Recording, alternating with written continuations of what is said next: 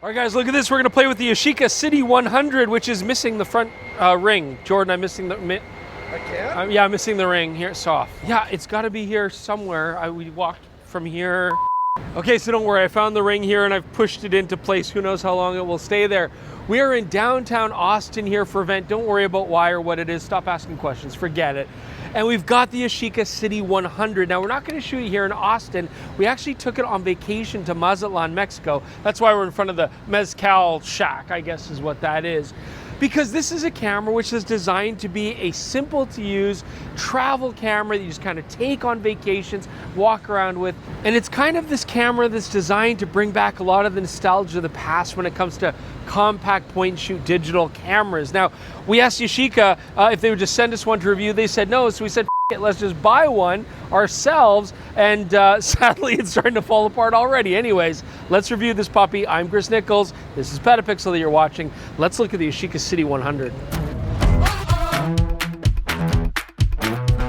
Okay, so looking at the ring's going again.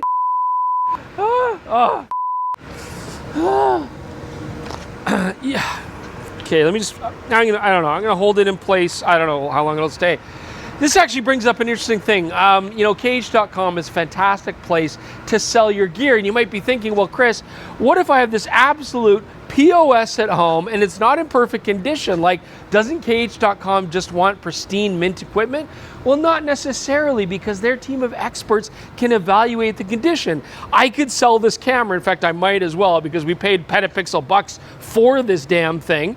And I might just want to get rid of it and never think of it again. And so they'll look at it and say, well, Chris, obviously the ring on the lens keeps falling off. That's a downside, but otherwise the camera's in decent condition. They'll give it a rating, and I know that I'm going to get a fair price regardless. And Cage will take everything. I mean, sometimes you just want cameras for parts. Sometimes you want cameras that are in rougher condition, but could be a really good bargain for somebody on a budget. Or maybe you want to have an absolutely mint and pristine product, and they absolutely sell that too. In fact, they sell a lot of new gear as well. And you know, there might be something about saying, well, look, okay, this camera, who's going to want to buy this? I'm not going to get top dollar for it, but sometimes it's worth just moving on and getting rid of the things that are making you sad. And Cage.com is a great place to do that. You should definitely check them out. They've got a fantastic system, great experts, and that is why they are PetaPixel's official pre-owned camera gear partner. Okay, so what the is, what the is the Yashica City 100 camera? Is this a camera or is this a scamera? And I say that because Yashica has a storied name in the Japanese photographic industry, especially when they were partnered with Kyocera. But since then, they've been bought out, and now Yashica basically lends its name to some very basic point-and-shoot cameras. We actually did a review on the Yashica Y35, and that was a really gimmicky, very strange little camera. Not great image quality. It was ridiculous. Worst camera of the year. Yeah, so is this the same thing? Is this just another scamera? Well, when I first opened the box, I have to admit, I was quite impressed by the look of the camera. It doesn't necessarily feel cheap. It actually looks quite nice.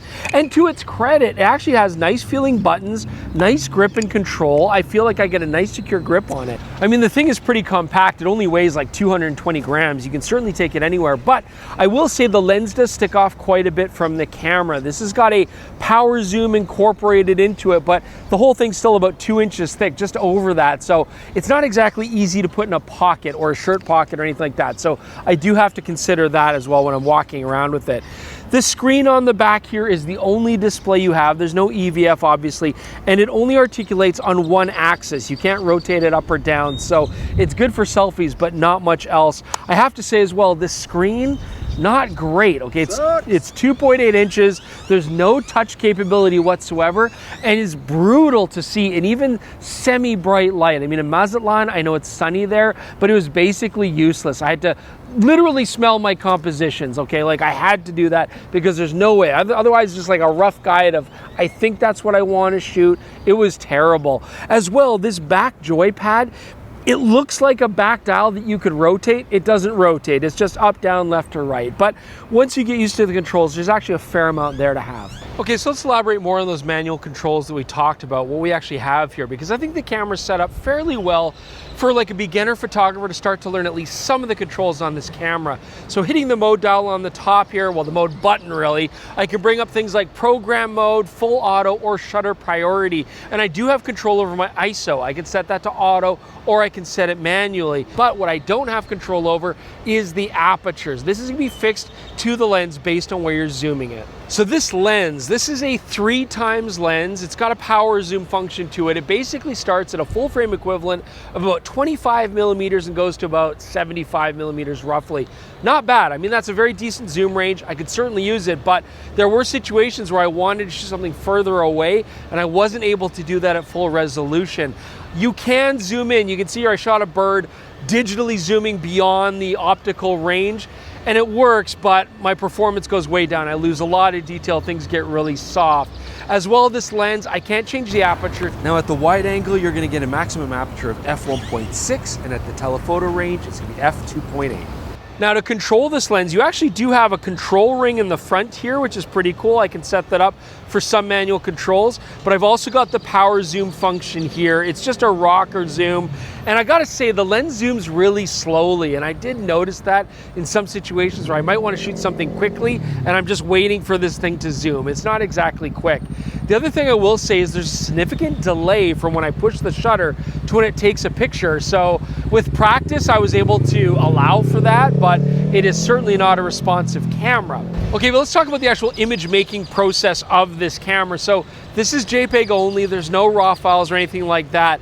And that can be an issue because in situations where I want to boost shadows or something, I don't have any real DR to play with. This is using a rather small type 1/3 sensor. It's quite compact, and that means that low light performance is pretty brutal. As you can see here, lots of noise when the ISO goes up, limited dynamic range as I mentioned, and it's a 13 megapixel sensor. Now Yashica is making a big deal of how you can push this like 70 plus megapixels. That's garbage. It's all just digital interpolation. Everything gets blotchy and yucky. I would never go above just the native 13 megapixels here. Now, unlike a lot of cheap cameras that would normally put an internal battery fixed in the body, this actually has a nice removable battery. It's basically a Fujifilm NP40 style battery. I haven't seen this in a while, but I like that feature. And this does charge with USB-C right in camera. That's nice because again, a lot of the scammers that you can buy usually have some weird, inane, old school USB port where you gotta take the battery out and put it in a weird charger. So this doesn't have that, and I like that. Storage, they don't give you a memory card. It uses a micro SD card. It'll go up to 256 gigs if you want, but you will have to get that separately. I'm going to just religiously hold my fingers here on this ring so it doesn't fall out while I talk about this next part here when it comes to handling an autofocus, and that is this. So first off, you do have an exposure and AFL button on the top of the camera, which is, again, something I didn't really expect. And it can be really handy once you learn to use it. If you, for example, point the camera at a darker area, let it expose for that, push that lock, and then recompose with brighter areas, you can maintain the exposure for that shaded area, or vice versa. And that can be really handy. The only complaint I have is it's a little bit easy to hit by accident. So sometimes I'd be like, why is my exposure not changing as I move around? And that's because that was hit. So you get used to that.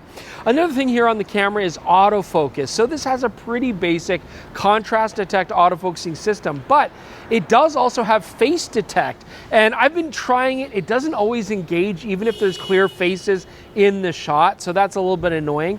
And the focus, even when I would just go to a single point, it's slow. You got to wait for that whole far and then close and then far and then green box. Often I would get a red box and it wouldn't lock focus, and that was really annoying. So I wouldn't say the autofocusing is that reliable at all.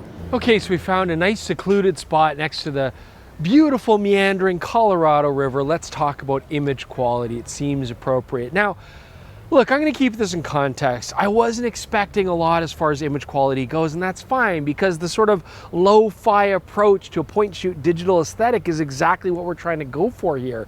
And I don't mind the 13 megapixels resolution. That's plenty for most situations. Color modes, it's kind of a mixed bag. I mean, the standard, the natural, those actually do a really nice job. Mexico's a lot of bright colors and shadows and sun and, like tropical colors and stuff. So it's quite cool. But I would say that the vivid modes were way too saturated for most of those shots. I can see colors blocking up like crazy. So definitely I want to stick to the more muted profiles for those kind of situations.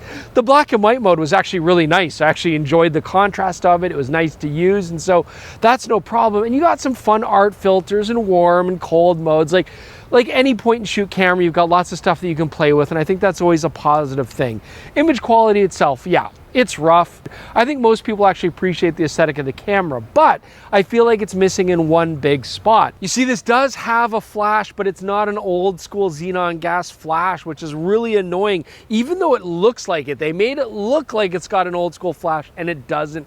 This is still doing the same basic just LED light, which means it's super weak. It can barely fill anything. Even in low light situations, you don't notice it. And outdoors, it's basically useless. And this is unfortunate because one of the reasons why people might want to get a lot of the old used point and shoot cameras is for that electronic flash look. And this is just not going to give it to you. I mean, thankfully, there is an actual hot shoe. It actually does have a center pin. So if you had a compact little manual flash, you could throw it on there and have some fun with that. But I don't know why they chose to leave that out. It'd be really useful to have it because it's such a popular look. Okay, so the Yashica City 100, how about the video capabilities? Well, Jordan is shooting me with it right now. We're recording on the internal mic as well as because we're smart men, also recording separately because it might sound absolute trash. You guys could be the judge there. So this camera will shoot up to 5K, 30 frames per second. This is glorious 5K on the Yashica City 100. I don't think it looks good. We're shooting 4K right now to match, you know, our Panasonic, and again, I'm sure it looks pretty bad. Now, most situations, I would say you should probably stick to 720 or 1080. You can actually push up to 1080, 120 frames per second. So look at the beautiful slow-mo capability you're getting there. You're not gonna get 24 frames per second in any of these recording modes. So sorry, cinematographers, if that's what you're looking for, old school look, you're not gonna find it here. But overall, I found the video quality to be quite rough. Now, audio-wise, you actually do have a built-in microphone, and there are microphone levels. You don't get to see the microphone levels, though, until you start recording, so that's a little bit annoying, but hopefully Jordan has adjusted it for my voice, but, you know, who knows what else. Nailed it. Did you nail it? All right, great. So, you know, otherwise, I would say this camera for video, not really an ideal choice. Your smartphone, any smartphone, is gonna do a way better job with any video for like family memories. I'd really stick to the smartphone for that stuff. Okay, so look, how do I feel about the City 100 here? I mean, yeah, is the build quality great? I mean, clearly not, but honestly, nothing else has failed on the camera other than this ring. The main problem, keep talking about this ring here, the main problem is it's basically glued in place with that sticky rubber stuff that your credit cards come attached to the letters when they come in the mail, so it's just not secure, whereas the lens cap itself actually has magnets, and I like the magnetic lock because it's really convenient. It's just that it rips off this ring and then it gets covered in junk, but everything else has actually been working pretty flawlessly throughout our trip, and it was very humid and very hot. We didn't have any issues. My main issue with this camera, is it a good camera? Is it a scamera? It's kind of a little bit of both. It's definitely better than the Y35. What I do appreciate about this camera is it's not like super gimmicky. Yashica is definitely trying to make a compact point and shoot experience for people without breaking the bank. And in that regard, I think it does an okay job. I still feel though, like maybe buying like a used classic point and shoot camera is still gonna give you more of that street cred, the electronic flash, probably better image quality, more interesting lenses. But if you did wanna have something brand new just to putter around town or take on your travels and get that point and shoot kind of look, this is certainly an option. I hope this review helps you guys decide if the Yashica City series is right for you. Let us know in the comments below what you think. We'd love to hear that. Do check out the PetaPixel podcast as well. It'll be on, you know, this exact same channel, or you can listen to it if you prefer on all of your favorite podcasting platforms. Just search for PetaPixel podcast. Also, please do consider helping us out, supporting us via a PetaPixel.com membership. You get to peruse PetaPixel.com, all the great articles and content there, ads free. You get discounts on the PetaPixel merch store. Definitely check out store.petapixel.com to see all the great merch we have for sale. And it really goes a long way to helping us out.